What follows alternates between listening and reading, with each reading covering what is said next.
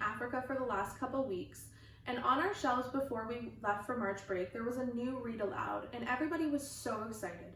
So I thought it would be fun to start reading it. It's called Akimbo Adventures by Alexander McCall Smith.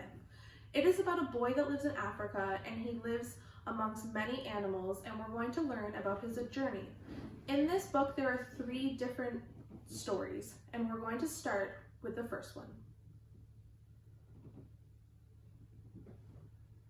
Akimbo and the Elephants. Get comfortable, get a snack if you would like, and let's start the first chapter. Akimbo's Wish. Imagine living in the heart of Africa. Imagine living in a place where the sun rises each morning over blue mountains and great plains with grass that grow taller than a man. Imagine living in a place where there are still elephants. Akimbo lived in such a place on the edge of a large game reserve in Africa. This was a place where wild animals could live in safety. On its plains, there were great herds of antelope and zebra. In the forests and in the rocky hills, there were leopards and baboons.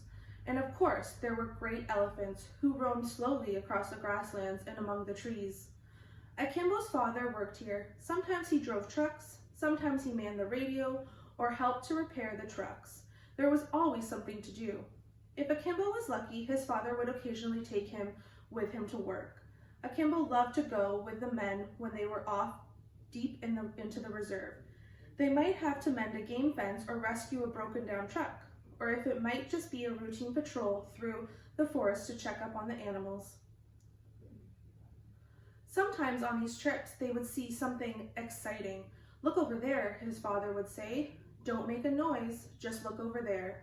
And Akimbo would follow his father's gaze and see some wild creature eating or resting or crouching in wait for its prey. One day they were walking through the forest together. Akimbo's father suddenly seized his arm and whispered to him to be still. What is it? Akimbo made, his voice as soft as he could manage.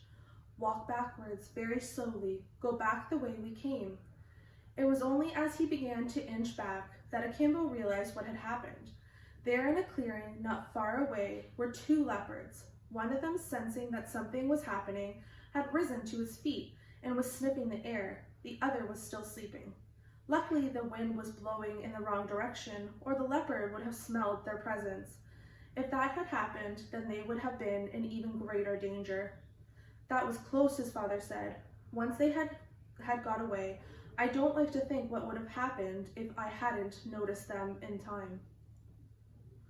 It was not the leopards or even lions that Akimbo liked to watch. He loved the elephants best of all. You had to keep clear of them, too, but they seemed more gentle than many of the other creatures. Akimbo loved their vast, lumbering shapes. He loved the way they moved their trunks slowly, this way and that, as they plodded across the plains between the stretches of forest. And he loved the sound of an elephant trumpeting, a short, surprised, rather funny sound. There used to be many elephants in Africa, but over the years they had been mercilessly hunted. Now there were fewer and fewer. Akimbo could not understand why anybody should want to hunt an elephant and asked his father why. It's for their tusks. They're made of ivory, and ivory is very valuable. It's used for ornaments and jewelry. Some rich people collect it and like to show off elephant tusks carved into fancy shapes. But it's so cruel, said Akimbo. I'm glad it doesn't happen anymore. Akimbo's father was silent for a moment. I'm afraid it does still happen. There are still people who hunt elephants, even here in the reserve. Can't you stop them, he asked. Akimbo's father shook his head. It's very difficult. The reserve stretches for almost 100 miles. We can't keep an eye out all the time. Akimbo was silent. The thought of the elephants being hunted for their tusks made him seethe with anger. He wondered whether there would come a day when all the elephants of Africa were destroyed. Then all that we would have to remember them would be the photographs and, of course, the ivory from their tusks. The reserves would be empty then, and the sight of elephants crossing the plains would be nothing but a memory. I don't want that to happen, Akimbo said to himself. I want the elephants to stay. Chapter 2. Father Elephant.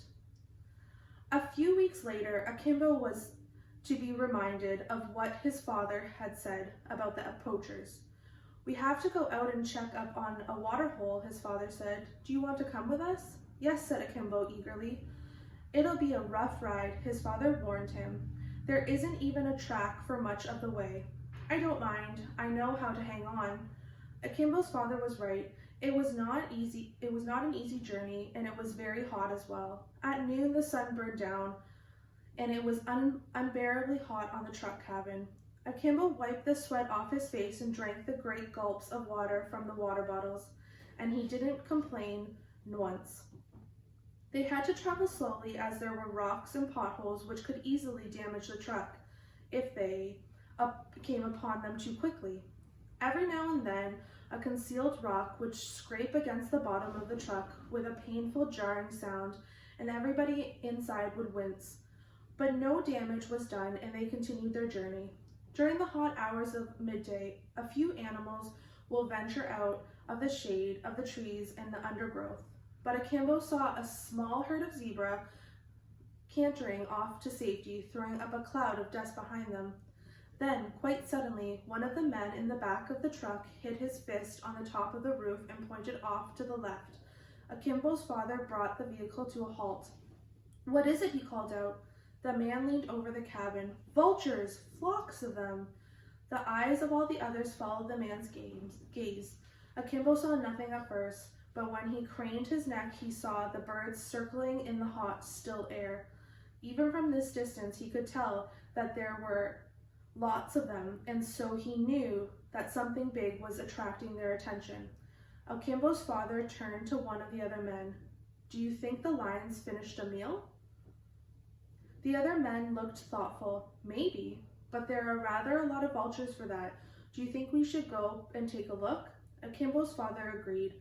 Then, swinging the truck off to the left, he steered in the direction of the circling birds. After a bumpy ride of 15 minutes, they were there, and they saw the sad sight which they had all secretly been dreading. The elephant lay on its side, where it had fallen. As the truck approached, 4 or 5 vultures flapped up into the air, angry at the disturbance of their feeding.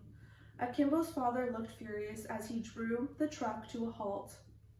Without speaking, he opened the doors and strode off to stand beside the fallen elephant. Akimbo stayed where he was. He could not bear to look at the great creature. He knew that the elephant had been destroyed so that its tusks could be stolen. Akimbo looked away. There was a group of trees nearby, and as Akimbo looked towards it, he noticed movement.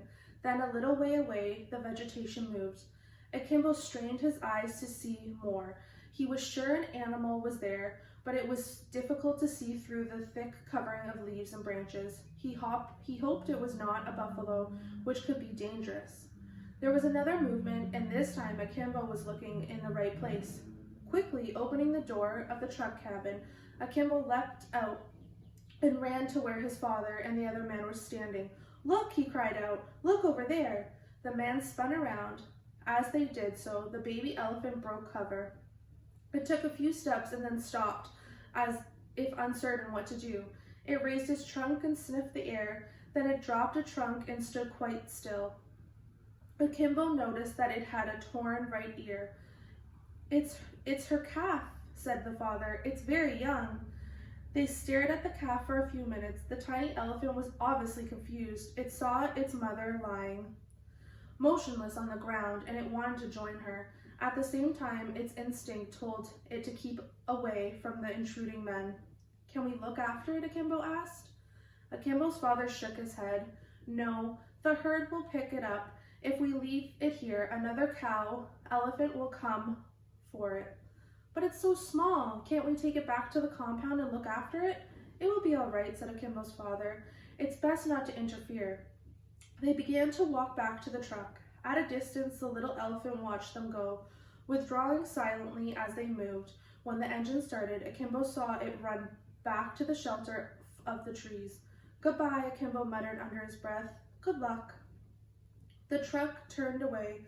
Akimbo took one last glance back and saw the vultures, which had been circling high in the sky, had now dropped lower.